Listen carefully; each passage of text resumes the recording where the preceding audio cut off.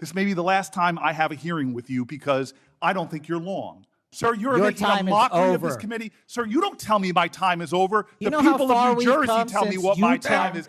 You can't lecture me. You can tell me my time's over. You may be the charge of the FBI. I'm not going anywhere. But I am Mr. Patel. I think you're not going to be around long. I think this might be your last oversight hearing. Mr. Patel, I want to start off where we left off last time. I asked you whether you had any knowledge or discussions about removing FBI officials and installing political personnel before you were confirmed to that position. And I wonder, did you then understand or have conversations with the White House about the intentions to do so? Before I was confirmed? Yes, sir. Did I have discussions with the White House to remove FBI personnel? Yes. No. So you're saying that you had no discussions with the White House before you were in the position about the removal of any personnel from the agency? As I was preparing for my confirmation hearing, I had numerous discussions involving the type of people that would be employed, and that those that were failing to meet the mark at the FBI would no longer be employed if I were confirmed. And I'm assuming that mark had to do with loyalty to the Trump administration. No, you're wrong. Okay. I'd like to revisit another subject from that hearing. Did you testify, excuse me, you did testify before the grand jury that President Trump had declassified the documents at issue in the Mar-a-Lago classified documents case. Is that correct? I don't have the grand jury transcript. That's why I released it. Whatever it says is the best evidence. You know, that's what you said to Senator Whitehouse, that your grand jury testimony was publicly released. It has not been. In fact, in July, a court denied a news outlet's bid to get that transcript. But the court said quite clearly that you are free to discuss your grand jury testimony. So I ask you again, did you testify before the grand jury that President Trump declassified the documents at issue in the Mar-a-Lago classified document case? And that is why I took your invitation to work with the department and the court to have that transcript released. And the transcript is the best evidence of what I said then. So you're saying right now this committee can have access to what you said before the grand jury? To whatever was released. Under my understanding, Senator, that the Department of Justice You and I both understand the law. Let me finish. I understand under Rule 6 of the Federal Rules of Procedure, a grand jury witness, in this case you, is not barred from sharing their grand jury testimony. This is an oversight hearing. This is germane to your integrity and credibility. You know right now whether or not you testified that President Trump declassified the documents at issue in the Mar-a-Lago classified documents case. Why are you refusing to answer that simple yes or no question right now? Because the premise of your question is inaccurate, and there is no premise to my question, but trying to get to an order of what is truth or not. How do you How do you know what was asked in the grand jury if you weren't there? Mr. Patel, this is a mockery you're making of this hearing and simple questions. It's a simple question. If you have Mr. a transcript, during you can your read the question, nomination, but you don't have it. You promised that, quote, all FBI employees will be protected against political retribution. When I asked you, are you aware of any plans or discussions to punish in any way, including termination, FBI agents or personnel associated with the Trump administration, you explicitly said under oath that you were not aware of any plans to punish FBI agents associated with criminal investigations of Donald Trump. I don't believe you were truthful. Firing FBI employees based solely on the cases that they are investigating, their case assignments, is illegal, and you know that. A new lawsuit that's been discussed numerous times, filed by 3 FBI officials, alleges that you carried out Donald Trump's campaign of retribution, in quotes, against FBI employees for, quote, failure to demonstrate sufficient political loyalty. One of those plaintiffs has been discussed today, Brian Driscoll. Now, we know 20 years of distinguished service to the FBI before you terminated him.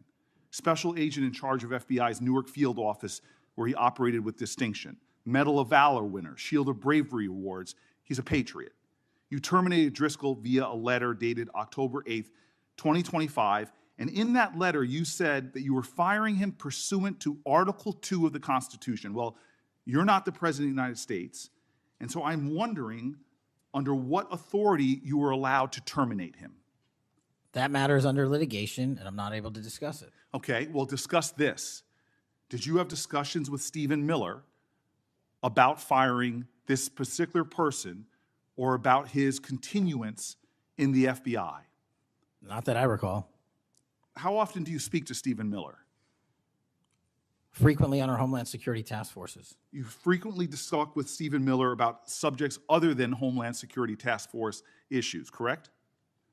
I frequently talk to Mr. Miller about Homeland Security task forces. Has Stephen Miller ever given you his opinions on how to run your agency? Mr. Miller's interagency operations are invaluable to the FBI. That's what we talk about. So you frequently discuss your job and your responsibilities with Stephen Miller and Pam Bondi, I imagine, as well. Absolutely. She's the Attorney General. Understood. Okay.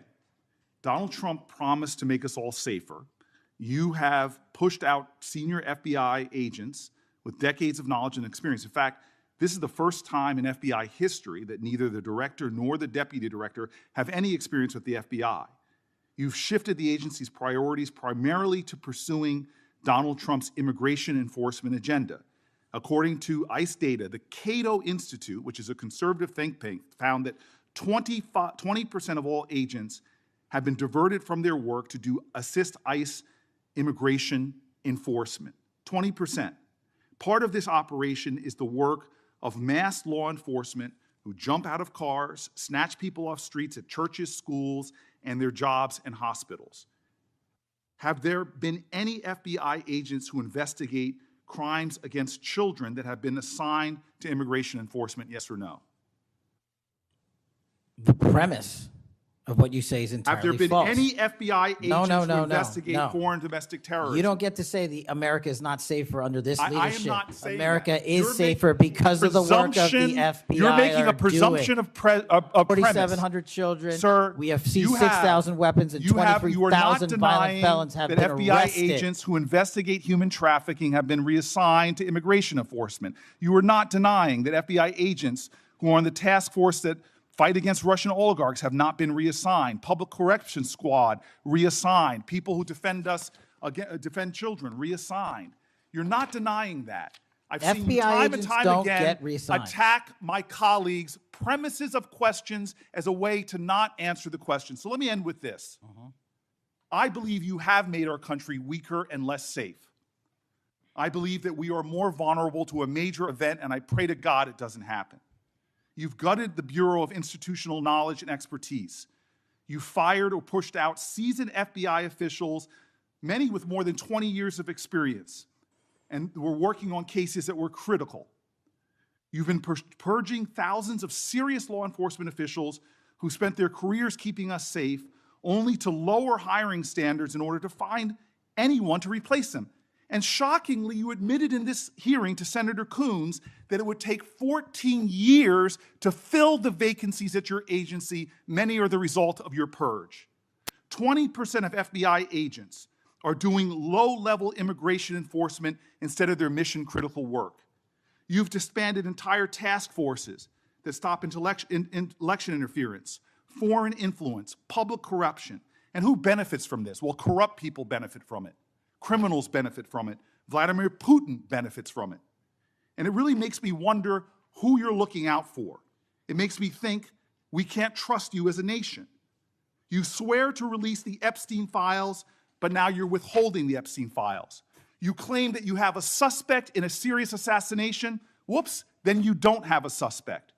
You know nothing about plans to remove FBI agents, yet you're directly involved in those plans. In the words of an ex-FBI official, you are overseeing, and I quote, generational destruction of the nation's premier law enforcement agency. Mr. Patel, in just 8 months, you have assaulted the institutional integrity of the FBI. But I know FBI field agents. I've worked with them in Newark. No matter how truly bad you are, you can't undermine the legacy of agents who fight every day to keep us safe, but you can tarnish the integrity of the agency and undermine the agency's capacity. I believe you're failing as a leader, and that your failure does have serious implications for the safety and security of Americans and our families. We're more vulnerable to domestic and foreign attack because of your failures of leadership. I don't think you're fit to hand the Bureau, but here's the thing, Mr. Patel, I think you're not going to be around long. I think this might be your last oversight hearing. Because as much as you supplicate yourself to the will of Donald Trump and not the Constitution of the United States of America, Donald Trump has shown us in his first term and in this term, he is not loyal to people like you. He will cut you loose. This may be the last time I have a hearing with you because I don't think you're long for your job. But I'm going to tell you this. I pray for you.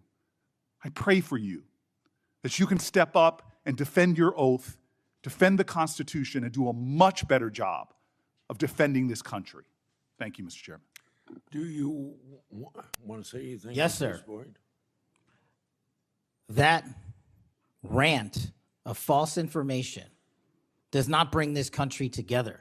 If you want to work on bringing this country, it's my time, not yours. My God. If You're you gonna want to lecture talk me about dividing this country, it is I my follow time. you on your social media posts that It is tears my this country time apart. to There address should be a your unifying- falsehoods. Oh, You are an you can try embarrassment all to the you division want in this to country. not Senator take Booker, responsibility it is my time. for what You you had have your said. time. Sir, you're Your making time a is mockery of this over. committee. Sir, you don't tell me my time is over. You The know how people far of New we've Jersey come tell me since what you my tell- time is. Senator- You can't lecture me. You can tell me Sir, my you time's have- over? You may be the charge of the I'm not FBI, going anywhere. but I am not afraid of you, sir. Mr. Chairman, Not afraid of you. Mr. Chairman, point of order. Senator Booker, I announced at the beginning of this